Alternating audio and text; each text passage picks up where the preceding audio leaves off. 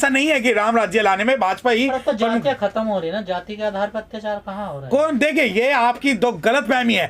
अगर आप सोने का नाटक कर रहे हो तो सोने का नाटक मत करिए। सोए हुए को जगाना आसान है, सोने का नाटक करने वालों को जगाना मुश्किल है। अगर आप ये सोचते हैं कि आपके ऊपर अत्याचार नहीं हो रहे तो ये वही बात कर रहे हैं जिस प्रकार शतुर्मुख जो है बिल्लू को देख के रेत में मुंह दे लेता है। तो जब आप ये सोचते हैं कि अत्याचार नहीं हो रहे तो आपको अपने आसपास में देखना होगा कि अत्याचार का मतलब, अगर आप ये सोचते हैं कि हजारों और लाखों लोगों को विस्थापित कर दिया जाए, अनुसूचित जाति के, इन्हें सैकड़ों लोगों को मार दिया जाए, इन्हें काट दिया जाए तो ही अत्याचार है, ऐसा नहीं है। अरे सब एक साथ खाना खा रहे हैं, रिजर्वेशन खत्म कर देना चाहिए। देखिए, खाना तो इसलिए खिला रहे हैं ना कि बकरी को ईद से पहले जो है खिला पिला के काटना है।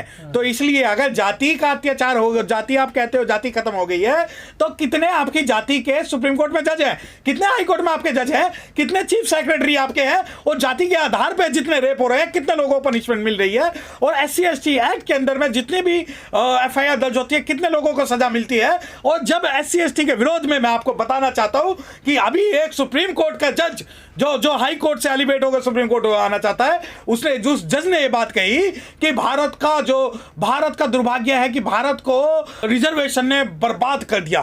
तो ऐसे जो जातिवादी मानसिकता के लोग हैं जो अब सुप्रीम कोर्ट के जज बनने जा रहे हैं, क्या ऐसे लोगों के लिए आप कहोगे कि जाति खत्म हो गई है? जिनके दिमाग में जाति का कीड़ा ये भरा हुआ है कि आरक्षण के कारण देश बर्बाद है, इस बारे में क्या आप बात करोगे? और अगर आप कहते हो कि सिर्फ खाना खाने से जाति खत्म हो गई है, तो मैं कहता हूं कि हमारे लोगों को आप 7 स्टार होटल में खाना खिलाइए, हमारे लोगों को दुबई ले जाके खाना खिलाइए, हमारे लोगों को यूरोप ले जाके खाना खिलाइए। क्यों हमारे ऊपर आर्थिक प्रेशर डाल रहे हैं? अगर आपको खाना खाना ही है तो हमें अपने महलों में रखिए ना, आप रखिए हमें अंबानी अडानी की कोठियों में, हमारे और हमारे बच्चों को खाना खिलाइए, तो हम आपके एहसानमंद रहेंगे। तो कोठी में पोछा मारना तो जाते हो ना? नहीं, तो पोछा मारने की कीमत जो है हमें अपने जो आप रिजर्वेशन कहते हो उसकी है। जब आप कहते हो कि खाना खाने से जाति खत्म हो गई, तो मैं आपको बताना चाहता हूं कि एक खाना खाने से जाति खत्म होती तो जाति तो 5000 साल पहले जब खत्म हो गई थी, लाखों साल पहले जब खत्म हो गई थी,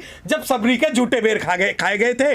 जब सबरी के झूठे बेर खाने से आज तक जाति खत्म नहीं हुई, तो आज आप क्या सोचते हो कि ये पॉलिटिकल नाटक करने से जाति खत्म हो जाएगी? और अगर आप सोचते हो कि खाना खाने से हमारे समाज को न्याय मिलेगा, तो हमारा समाज आपसे भीख नहीं मांग रहा कि आओ और हमारे पास खाना खाओ। मेहनतकश वो लोग हैं जो मेहनत करके खाना जानते हैं। और अगर आप ये दिखावे ढोंग की अगर राजनीति करना चाहते हो और कह रहे हैं कि सिर्फ और सिर्फ खाना खाने से जातिवाद खत्म हो जाएगा, तो नहीं होगा। जब तक हमारी हिस्सेदारी हमें जल जंगल जमीन संसाधन सरकारी नौकरी में नहीं मिलेगी, जब तक हम नहीं मानते कि 5 किलो राशन दे रही जमीन का क्या करोगे? हाँ, देखिए, ये बात जब आपकी है 5 किलो राशन दे रही है, तो 5 किलो राशन वाले लोग ही ये चाहते हैं कि हम हुक्मरान ना बने।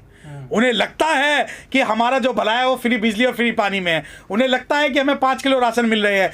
क्योंकि आज मैं आपको बताना चाहता हूं कि ये दुर्भाग्य है अपने समाज का कि हम राजनीतिक रूप से आज भी एक सोच नहीं रख पाए हैं। हम राजनीतिक रूप से अपनी सरकार नहीं बना पाए हैं। अगर मैं आपको बताना चाहता हूं, हमें पट्टे दिए गए एक सरकार के द्वारा, उन पट्टों के दिए जाने के बावजूद हमारे लोगों ने उनका विरोध किया, परंतु 5 किलो राशन खा के वो आज भी उनकी जो गुणगान कर रहे हैं। जाति खत्म होगी क्या? नहीं, जाति क्यों खत्म होगी? जाति खत्म करनी क्यों है? मुझे अपनी जाति पर गर्व है। मेरे पुरखों ने ये देश बनाया, मेरे पुरखों ने मेहनत किया, मेरे पिताजी ने मेहनत किया, मैं मेहनत कर रहा हूं। तो मुझे जाति से कोई घृणा नहीं है, मुझे जाति खत्म नहीं करनी, लेकिन जाति के आधार पर जो अत्याचार हो रहा है वो खत्म करना है। जाति मेरी संस्कृति है, जाति मेरी पहचान है, जाति वो है जो मेरा भविष्य बनाने की जो बात करेगी। मैं जाति खत्म करने के पक्ष में नहीं हूं, जातिगत अत्याचार खत्म करने के पक्ष में हूं। और दूसरी बात ये कि अगर तुम जाति बनाए रखना चाहते हो तो ये मत सोचिए कि मुझे अपनी जाति से कभी भी घृणा होगी। मुझे अपनी जाति पर गर्व है। मुझे गर्व है कि मैं उस समाज से आता हूं जिस समाज ने जो पानी भी पिया तो कुआं खोद के पिया, जिस समाज ने अगर रोटी भी खाई तो दिन रात मेहनत करके खाई। मुझे गर्व है कि हम मेहनत कशी वो लोग हैं जो पूरे भारत को चला रहे हैं। मुझे गर्व है अपने समाज के उन अधिकारियों पर जो दिनों रात मेहनत करके इस देश को बचाए रखे हुए हैं। मुझे गर्व है इस देश के उस हर ईमानदार और मेहनती व्यक्ति पर जो जाति के कारण भी काम कर रहा है और इस देश को बचाने के लिए भी काम कर रहा है। लेकिन वकील साहब, हैदराबाद में जाति की वजह से ही एक जो है युवक को काट दिया गया था खुलेआम सड़क पर। देखिए बिल्कुल, जो ये नया नहीं है हैदराबाद के अंदर। हैदराबाद से पहले दक्षिण भारत में कई ऐसे केस हुए हैं, उत्तर प्रदेश में कई कैसे ऐसे केस हुए हैं। और मैं आपको एक बात बताना चाहता हूं, मैं तो एक मानता हूं कि शेर का भाई बघेरा, एक कुदेनो दूसरा तेरा। तो हमारे लिए किसी में कोई अंतर नहीं है।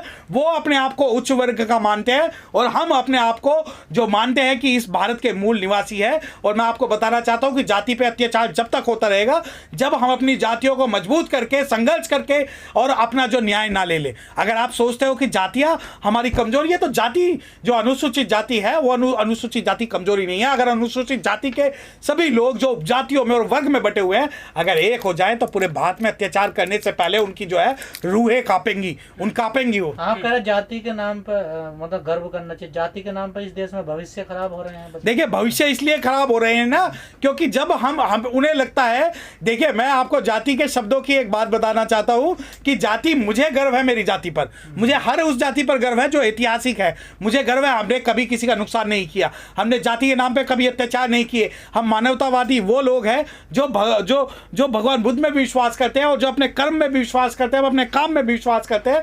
और दूसरी बात ये कि जाति को आप घृणित रूप में इस वजह से देख रहे हैं क्योंकि आपके दिमाग में घृणा भरी हुई है। क्योंकि अगर कोई भी विकसित देशों में सफाई का काम करने वाला जो है, जो व्यक्ति सफाई का काम कर रहा है, उसे ऐसे घृणित नजरों से नहीं देखा जाता जिस नजरों से भारत में देखा जाता है। तो मैं आपको बताना चाहता हूं कि जाति से मुझे कोई भी आपत्ति नहीं है। लेकिन सर मध्य प्रदेश के गुना में एक जो है दलित व्यक्ति की मृत्यु हो जाती है, उसका जो अंतिम संस्कार भी नहीं करने दिया जाता है जाति की वजह से सार्वजनिक स्थान पर। देखिए मैंने क्या कहा कि हम जाति से हमारे लोग कमजोर हैं। अगर वो संगठित रहें, बाबा साहब की जो थ्योरी है, और हम संगठित रह के संघर्ष करें तो किसी में कोई भी दम नहीं जो हमारे ऊपर अत्याचार कर सके। परंतु कहीं ना कहीं हमारे समाज की कमजोरी है कि हम जातियों में बटे हुए हैं, हम उपजातियों में बटे हुए हैं। और जब लड़ाई की बात आती है तो हम कहते हैं कि फलाने जाति के लोगों के साथ घटना हुई है, हमारे साथ नहीं हुई। उत्तर प्रदेश के अंदर मैं आपको बताना चाहता हूं कि उत्तर प्रदेश के अंदर अनुसूचित जाति की एक जाति ने इतना विकास किया कि लोग जो है, आप मुझे बताइए कि जब वहां बहुजन समाज पार्टी की सरकार थी उत्तर प्रदेश के अंदर कितने जातिगत अत्याचार हुए। आप जब इसकी बात करते हैं कि गुना में ये बात हुए, ये बिहार, उत्तर प्रदेश और मध्य प्रदेश, छत्तीसगढ़ ये हब है, ये अड्डे हैं जाति के। और आज भी यहाँ जातिगत अत्याचार होते हैं। परंतु जिस जगहों पर, जिस जिलों में हमारे जो लोग मजबूत हैं, वहां आज भी जातिगत अत्याचार जो कम है। सर जाति का अत्याचार होता है, लेकिन जो जाति के आधार पर एमपी एमएलए बने हैं कोटे के आधार पर, वो कहीं भी मुखर नहीं होते इन अपराध को लेकर। देखिए बाबा साहब डॉक्टर भीमराव अंबेडकर साहब ने जब पूना पैक्ट किया था तो उनका अंदेशा बिल्कुल सही हुआ था कि ये पूना पैक्ट के लोग हैं जो कभी मुंह नहीं खोलेंगे, क्योंकि अगर हमारे पास ड्यूल वोटिंग राइट होता तो शायद ये मुंह खोलते। और ऐसा जो पॉलिटिकल रिजर्वेशन है वो हमें नहीं चाहिए। इस पॉलिटिकल रिजर्वेशन को जितनी जल्द से जल्द सरकार खत्म कर दे, हमारे समाज का भला हो जाए। फूलपुर बाथे में, दुलीना में बहुत सारे कांड ऐसे हुए जहां हमारे लोगों को काटा गया, मारा गया। मैं आपको बताना चाहता हूं कि जब ये बिहार के अंदर जो नरसंहार करने वाला एक व्यक्ति था, उसको जब वो मरा, मुखिया नाम का, जिसने रणवीर सेना को किया था, तो उसे महामहिंडित किया गया अखबारों के द्वारा। और उस वक्त किसी भी सरकार ने उसका विरोध नहीं किया। यह दुर्भाग्य है भारत का कि, लेकिन मैं आपको आपके चैनल के माध्यम से बताना चाहता हूं कि कोई